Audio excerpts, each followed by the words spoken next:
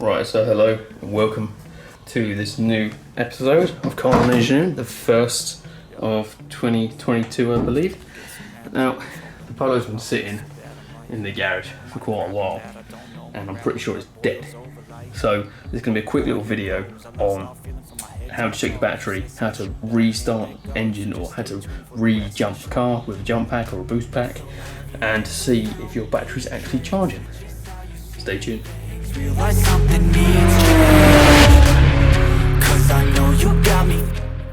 I'm going to get in the car. I know for a fact that it's dead. There's a door now. If I jump in, the key ignition, there is. It's not even attempting to start. No, I'm turning the key. There's no clicking. Nothing whatsoever. We have got lights on the dashboard.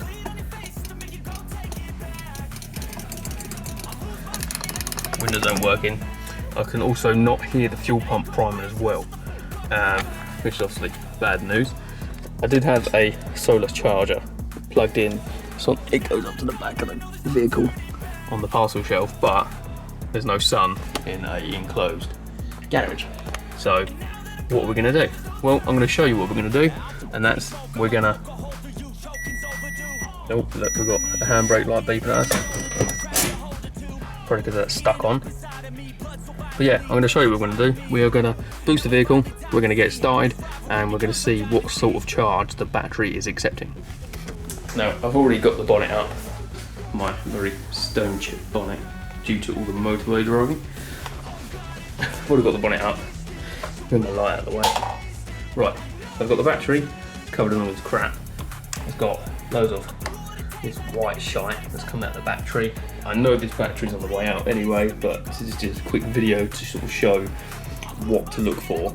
If your car is flat and you re-jump it, this is what to look for to make sure that battery or your battery is accepting a charge and it's going to restart again. So, got an amp clamp, got a boost pack down there. It's my bag, don't worry about that.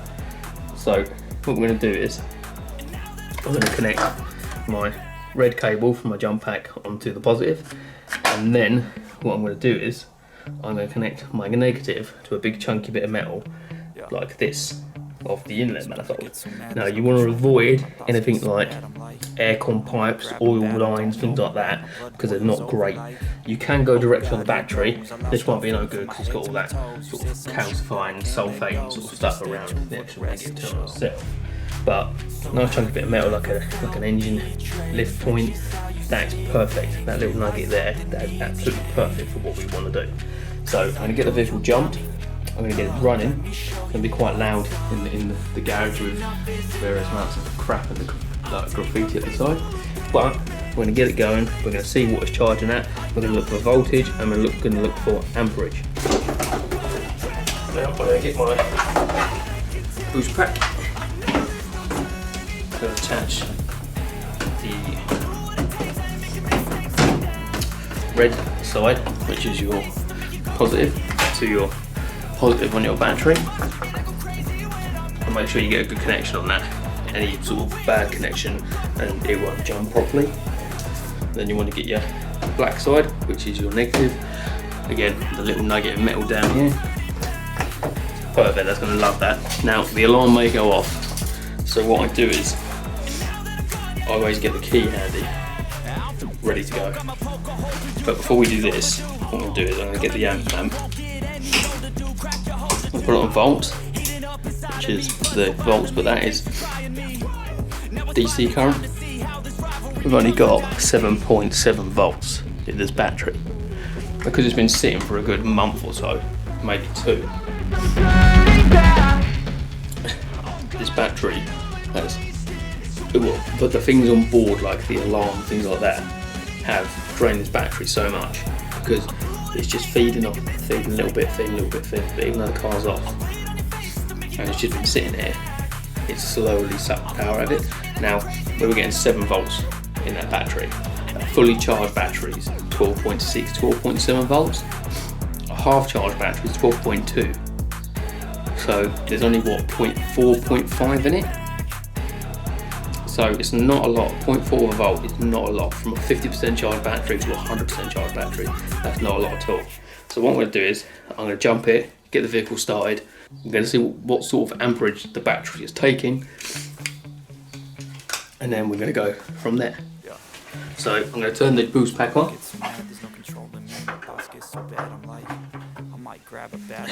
Now, not a lot happened because it's just sort of powering things up. It had some powering already. If it's completely flat as a pancake, you hear things firing up like relays clicking and whatnot. But we know the car's now got power. I'm going to jump in it, start it up, take the battery, well, take the boost pack off, and then we can get the amp clamp on the negative terminal and see what sort of battery or charge acceptance the battery is taking.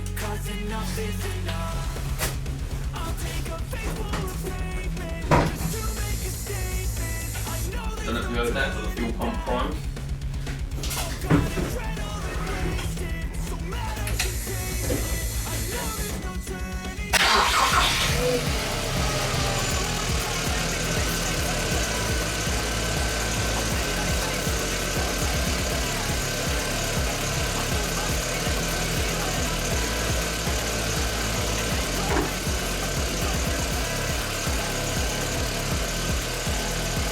Now, as you can see, the vehicle started.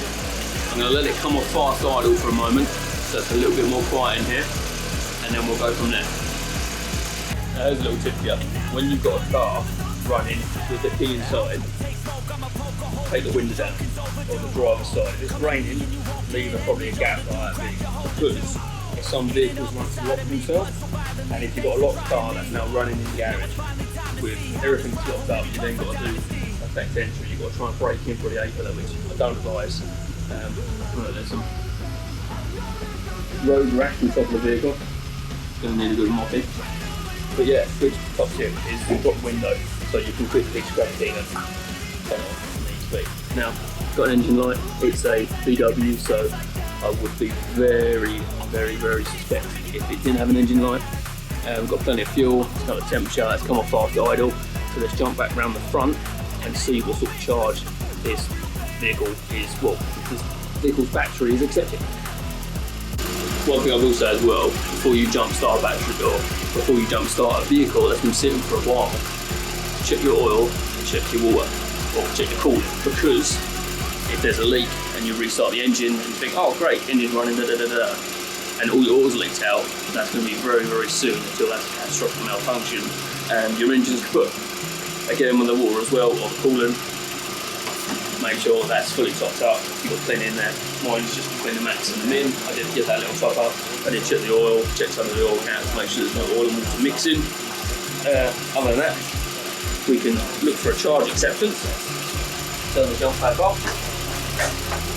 Now I remove the positive and the negative. It doesn't matter. They're off. They're dead. They're not live. So, right. So. This is my amp clamp. I'm going to be on amps DC, which also have the 0, which is using this button here. Now, I'm going to move the camera over. This is the battery itself. What we need is the earth link here. Now, on these amp clamps, there's an arrow. Now that arrow, if you look at the screen there, the arrow faces that way around the screen. That arrow has to be pointed away from the negative terminal. Now, batteries are strange in the respect of they absorb current through the negative side. So as you see in science where positive things are attracted, or negative things are attracted to positive things, that's how a battery works. The power is pulled through the negative terminal into the battery. So what we need to do is we need to aim that away from the negative terminal itself, the arrow. So the arrow needs to point towards the chassis, away from the battery.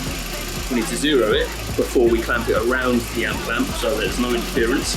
So it's going to be 0, arrow pointed away.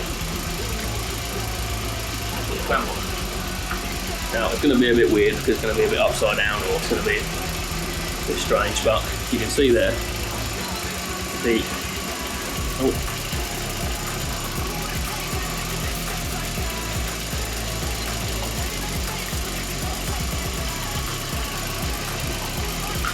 you can see there it's facing away from the vehicle, it's facing away from the negative terminal. It's around the negative line itself, or the negative cable itself, and it's giving us an amp reading. Now the amp reading there, I'm not sure if you can see it on the camera, let's have a little look. It's about 9 to 10 amps. Now, I'd like to see a healthy battery receiving between 20 and 40 amps. As you can see, that's hitting 9 or 10. So this is slowly trying to come back. So we'll give it 5 minutes. I'll speed this up, or what I'll do, I'll turn the camera off, give it 5 minutes, and see if that goes up to about 20. If it doesn't, this is a new battery. This battery is full. Now, I kind of expect to buy a new battery anyway, so this is just for the video itself, but it's a good indication, it's a good thing to show people, because I think, oh, just to breeze up the car will be fine, but it's not always the case. So see how it's slowly climbing? So what I'll do is, I'll turn the camera off, or I'll time lapse it, give it 5 minutes, and then we'll go from there and see what it's on. I know there's no turning back. Oh God, adrenaline wasted. So mad I can taste it. I know there's no turning back. I'll do what it takes. I ain't making mistakes. Right, so it's been about 10 minutes, and it's probably the highest I've seen on here. It's probably about 11 amps, which isn't great. 20 to 40 amps is what you want to see. Ideally, if it's a twin battery setup, you've got to double that. So you want what 40 to 80 amps at least. So I know this battery's on the way out. I am going to take it off anyway, give it a good charge, and see what happens.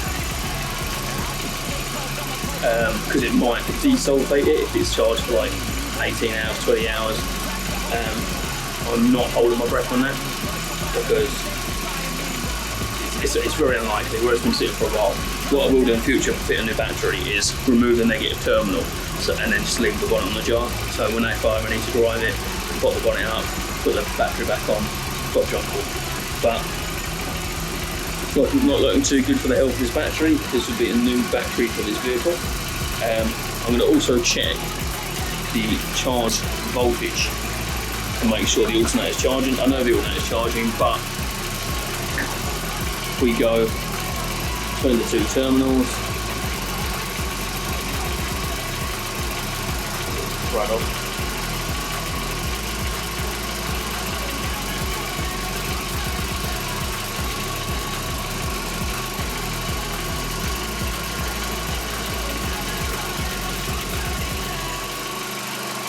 So there you see, we've got 14.3 volts.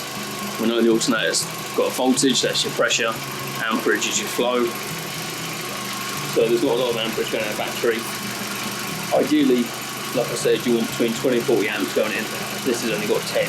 So it's not a million miles from home, but it's not quite there. I couldn't guarantee, if you turn this car off, I can't guarantee that it will restart. So that is a new battery. And that is how to check for the battery. With the secondary water pump going up the clappers. I don't know why, it's only been running for about 10 minutes. Sounds like it's on the way out, but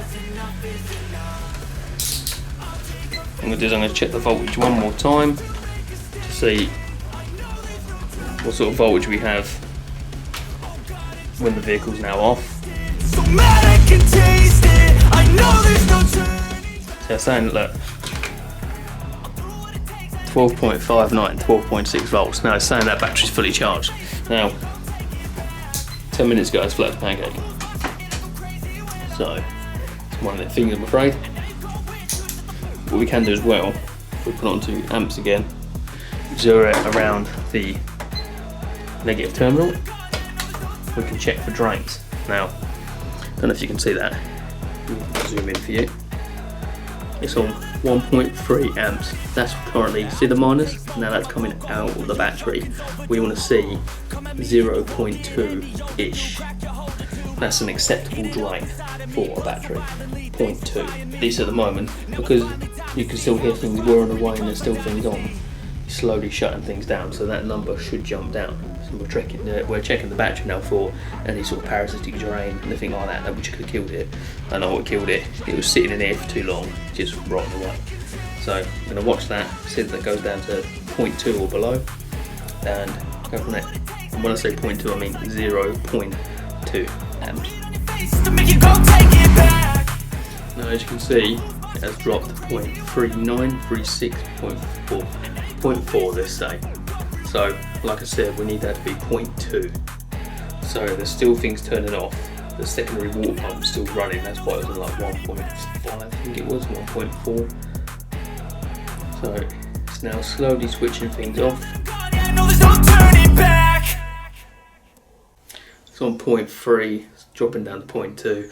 I'm not too fussed about this, to be fair, because this battery, if I zoom out, this battery is far too small for this vehicle anyway. It's just something I chucked on it for the moment. There will be a there will be a battery boot install, so this battery won't be anymore. It'll clean up the engine bay a little bit. There will be a turbo intake pipe, or an oversized turbo intake pipe, going on this video soon, or going on in another video. So make sure you subscribe, make sure you like. Thank you very much for watching. I hope you learned something today.